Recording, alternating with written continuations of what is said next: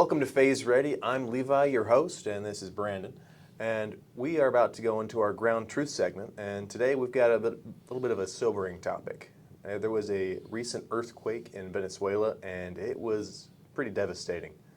There was 2 earthquakes in a row. It's called a doublet, I believe, yeah. And one of them was a 7.2, and one of them was a 7.5 just 39 seconds later. This was at 6:04 p.m. local time in Venezuela. You are listening to Phase Ready. 3, 2, 1. Throughout a lot of this monologue, you're going to see pictures on the screen.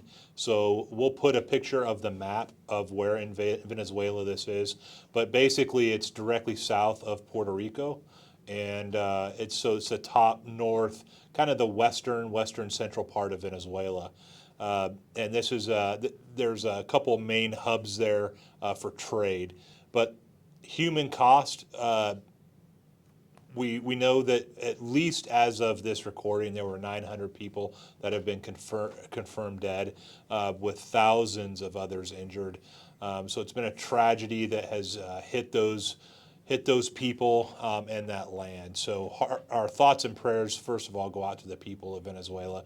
So along with the high death toll, and it's projected to be higher, there's a lot of people missing right now. But along with that, there is a lot of infrastructure damage. This is something that's going to ripple out for a long time for the people in Venezuela. There's major building collapses. The international airport has been damaged, and so it's going to be hard for people to get aid to them. Metros, communications, power outages, water service. This is affecting a lot of people right now. Right, and like I said, we'll put some pictures up on the screen for you guys to be able to see some of these devastated areas.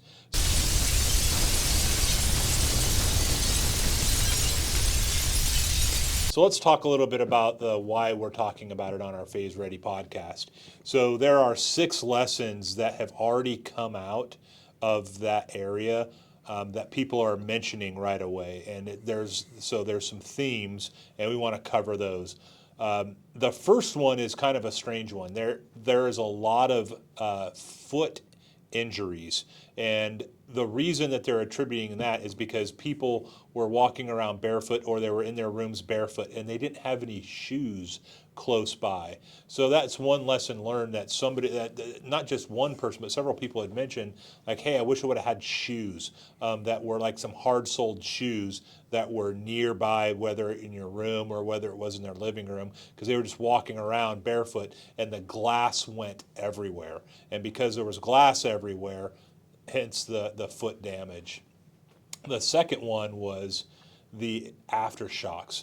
So Levi, how much time did you say was there before the first quake and the second quake? I believe it was 39 seconds. Yeah, 39 seconds. That is very not typical for earthquakes. Typically you have one earthquake and then you have a series of aftershocks. That, like Levi said, this is called a doublet, which means there's 2 actual earthquakes that were causing this damage, this go around.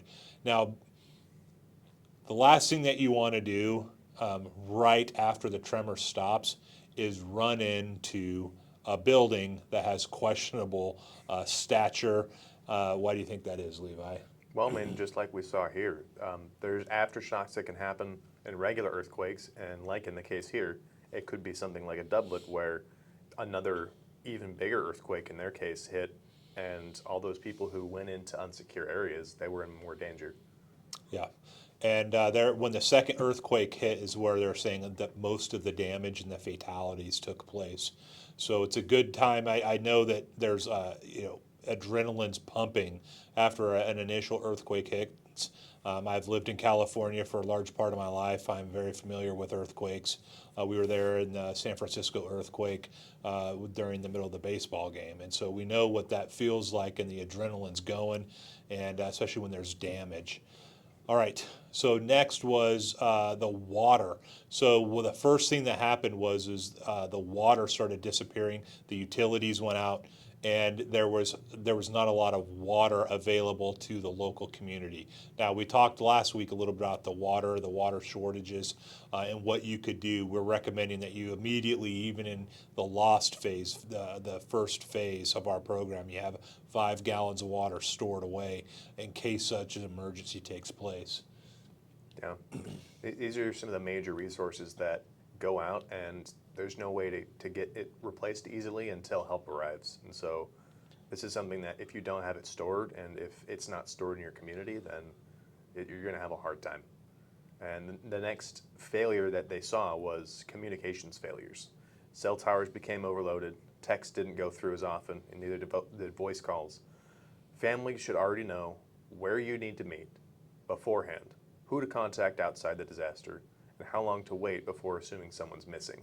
These are plans that you can make before a disaster happens so that your family knows where to go, who to contact, and it has a little bit more peace of mind when something happens. Yeah, there are some good stories that come out of World War I and World War II that had families that lived in very separate locations in a city. And so what they would do is they could actually see each other's building from a long distance away, or with a little bit of traversing. They didn't have to get all the way to that location. And so what their families had is they would say, okay, after a bombing run, we will put out a white sheet if everything is okay. That means that we're good, we have no problems, and there's no reason to come. But if you don't see that sheet, you need to come find us. That means that something's wrong.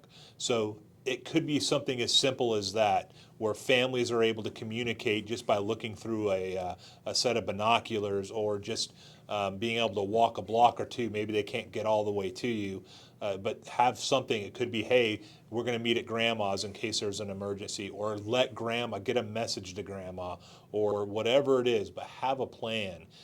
If you don't have a plan, that's when you're going to panic. If you have a plan, at least you have something to action. So lesson 5 in all of this was cash matters. When all of the power is going down, and when ATMs are they don't have power, when the banks are down, people still need money. People still buy stuff.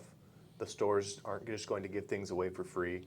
They're not charities. And so business goes on as usual. So if you don't have money that you can access, then you're not going to be able to get food, water, or supplies. So having extra cash on hand is really important in these circumstances. Yep.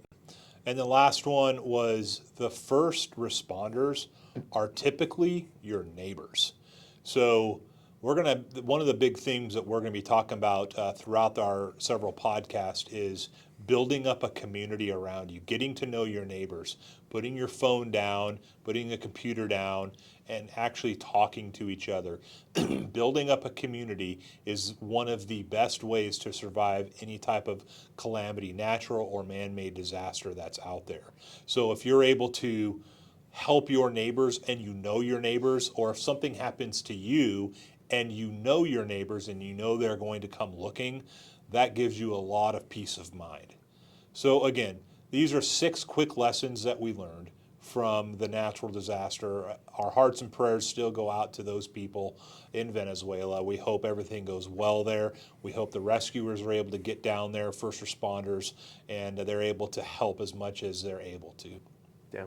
And this is an ongoing situation. This is something that we're probably going to revisit as more comes out about it and more lessons can be learned, because this is going to be a large ongoing process with the rescuers, with the infrastructure, and with repairs and things like that. And so this is something that we'll touch on every once in a while. And that'll be it for our Ground Truth segment. Keeping a little bit more sober today, but thanks for coming. Till next time.